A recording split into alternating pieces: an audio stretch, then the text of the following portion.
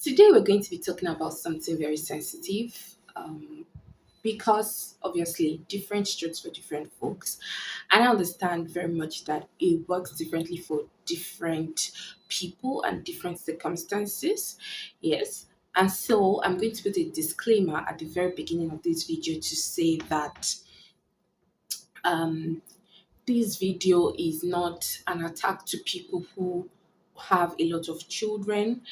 This video is a lot of what I'm going to be saying in this video is my perspective and based on um, my experience and research. And it's not a general rule. It is just sharing my perspective and your own perspective. If you have a contrary opinion, it's very very much welcome in the comment section. Let me know if you have any thoughts, if you agree with me, if you disagree with me. I would like to hear your comments or read your comments in the comment section.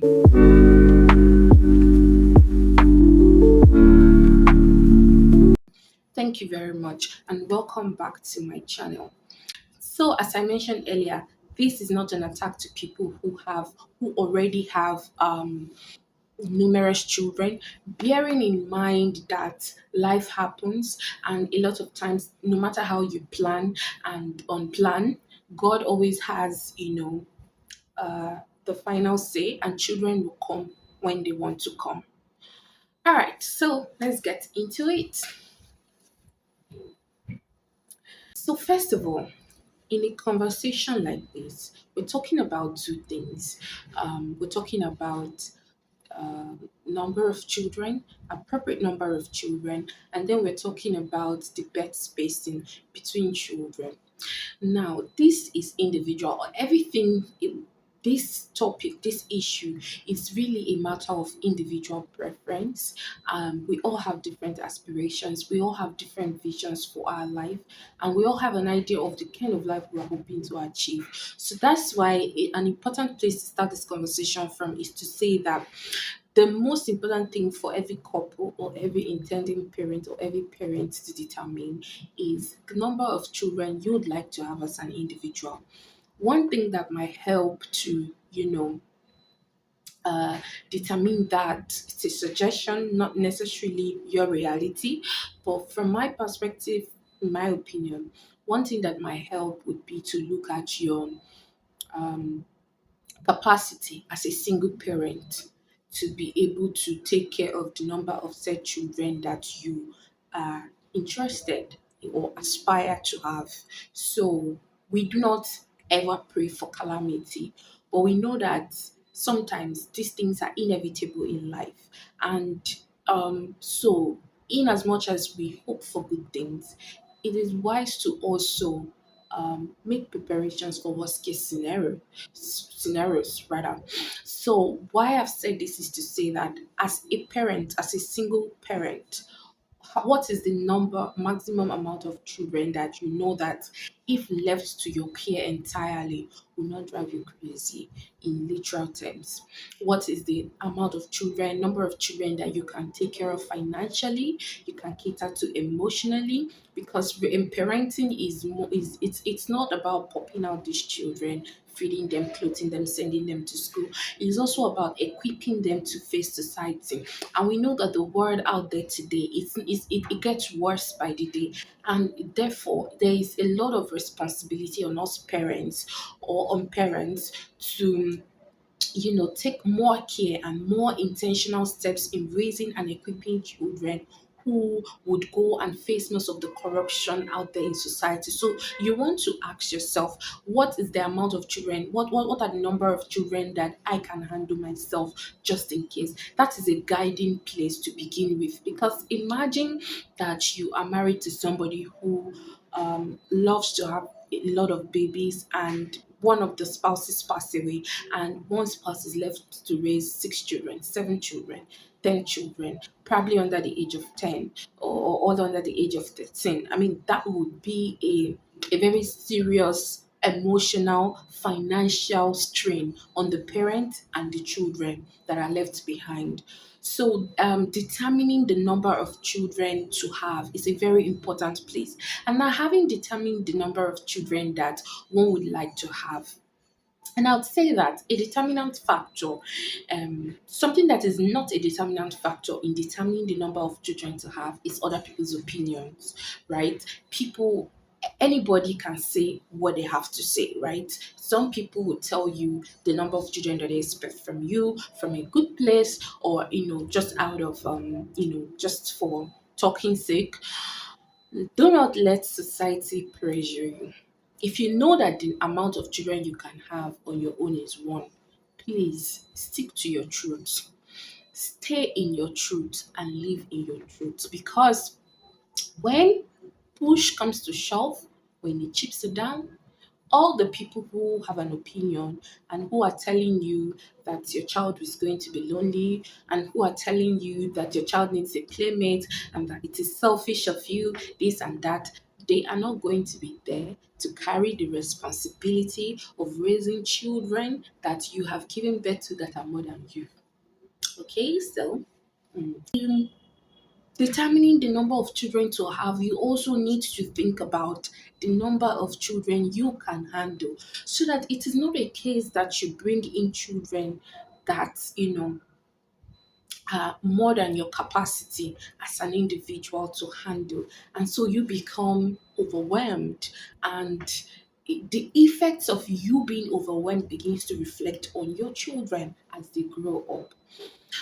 And now the other part about this conversation, the other arm of this conversation, is bed spacing. Now, different strokes, right, for different folks, and different people have different opinion about when you should give birth, even from the very beginning of the union, right? So some people, and this is not to take for granted that these things don't happen or these things don't matter. And that is why at the end of the day, you need to weigh, because there are always pros and cons of every decision that you choose to make, right? And any decision you choose to make is going to have a consequence, whether good or bad. And you need to be able to stand fully behind it. That is why I say that when it comes to your children, number of children and the spacing between them, other people's opinion has no place, in making those decisions, right?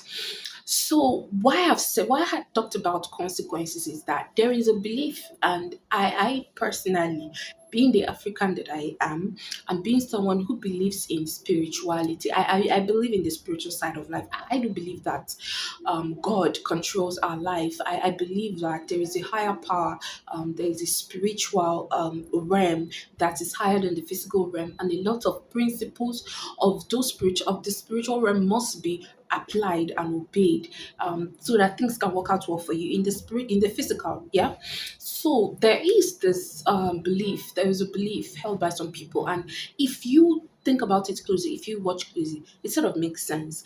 And what I'm trying to say is that some people have the opinion that you need to give birth to all your children. Like immediately you get married, you need to give birth to all your children and be done with having all your children before you can now think about birth control. Like once you've determined the number of children that you want to have, then you need to go about giving birth to all those children, and then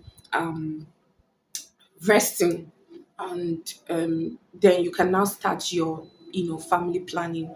And what is wrong with that idea is that for so many reasons, people give birth with different birth methods. What I mean is, some women give birth through vaginal delivery, and other women give birth through cesarean section. And now, different women have the pregnancy, and the method of birth affects the bodies of different women differently. Now, some people need a longer time to heal before they are ready to get pregnant again. I'm even just talking about physically, I'm not even talking about mentally. Some people need a longer time to heal, and there is medical data to back this, to say that it is ideal for a woman who has given birth through cesarean section to wait till between 18 to 24 months before trying to get pregnant again, right? And this is because of the body needs extra time to heal and to avoid cases whereby if infections that are not yet healed from earlier pregnancies affect the new pregnancy and lead to other health complications for both the mother and the child. All right, and then there's even more data, right, to say that ideally women should wait to 3 to 5 years before having children. Now, the problem with saying that women should give birth to all their children and rest is that some people's bodies might need to heal longer than other people. So what it means is that no woman is a standard for another woman. So you do not compare people's bodies. You do not say that, oh, but this person gave birth the time you gave birth and they're already giving birth to more children. What about you? Because every human being knows that our bodies are different and our systems respond to things differently. Again, every pregnancy is different, and the consequences of the side effects, health side effects of all pregnancies are different for different people. So that is why the problem with advising women to give birth and rest at once is somebody might be dealing with some other medical condition that requires them to take more time before giving birth to the next baby. Again, when it comes to mentally, right? It also affects not just the mother or the parent, but also the little child who might not have finished bonding with the mom or finished bonding with the parent before you begin to bring in other children. So it is more advisable to allow those children to grow a little and understand a little, because when the children are too little to understand that the mother has to give their more attention to a newborn baby, it brings a strain in the mental well-being of the little child and the mother, who feels guilty for trying to balance out her attention given to her toddler and her newborn baby. And mind you, usually in reality, that woman has to balance that with going back to work, managing the household, and running a business, and what have you.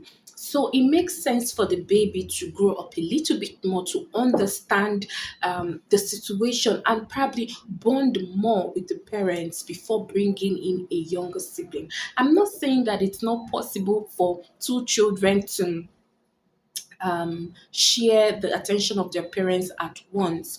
But if and again, God knows what He's doing, right? Different families have different personalities, and different children have different personalities. So God will usually match children to the kind of parents that they need. That is my own worldview, right? And so if you have the type of child that is very sensitive, you want to make sure that they understand what is happening. I mean, get an idea of their surroundings, and maybe create a social life outside of the home, maybe by going to school, making new friends in school before you think about bringing in a younger sibling. Now that is for the child.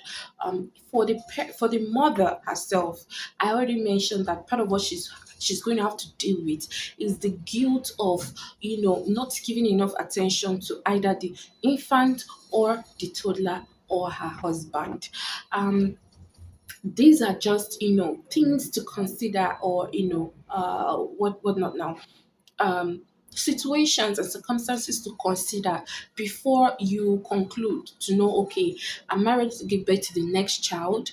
Should we give it more space? And then there are other issues like where you are. You as the mother, I will always say that prioritize yourself. Not to be selfish. I would never advise any mother to be selfish. I am not, and I'm never going to advise any mother to be selfish. But it is also important to balance things out so that you're not pouring and pouring and you never pouring into yourself. You're not pouring out to your family and you never pouring into yourself, because what happens over time is that you become resentful of your family, your children, and your husband, and you feel that they owe you something. And meanwhile, actually, sorry, they don't owe you anything, because you made the decision to start the family, you made the decision to bring in the children, and so you're only fulfilling your responsibilities, with hope that one day it might pay off, but really they don't owe you anything. So that is why you need to also include yourself when you're making plans. You need to also ask yourself, where I am in my career, am I ready for this? So you're not making sacrifices that normally you cannot make or are too great for you to make, but you feel that you're compelled to make those sacrifices and pause your life. You need to ask yourself, where I am in my career, am I ready for this? Am I ready mentally to take on two children, a toddler and a newborn baby? I mean, an infant, because it's a different thing when you have those children at once, and the help that you have when you're raising those children is usually more in ideal circumstances. You have more help and you have more people paying attention to you because they understand that you're overwhelmed. And if you're in that situation, this video is more for you, because you need to consider yourself, consider your toddlers before thinking about adding another infant. Consider the realities. Do you have enough help? Especially when you know as a person that you do not have a village. You do not have people that are going to be there for you, and it's just really going to be you and your immediate family. You need to think twice before you bring in a new baby, before you think about consider having a new baby. And of course, all this must be done in tandem and in agreement with your spouse, which is very important, because two cannot work together unless they agree. Now, having said that, you also need to ask yourself the very important question: as a family, are we financially ready for this? Because it's very important, because there's hospital bills to pay, there's diapers, there's increased responsibility, because now you're not dealing with only one child, you're now dealing with two children, and usually you're going to require more assistance, more help. If you do not have a village, like I mentioned, you're going to have to pay for that village, and it's going to require more finances. So you need to plan for these things, because if you play if this the popular saying is, if you fail to plan, then you plan to fail.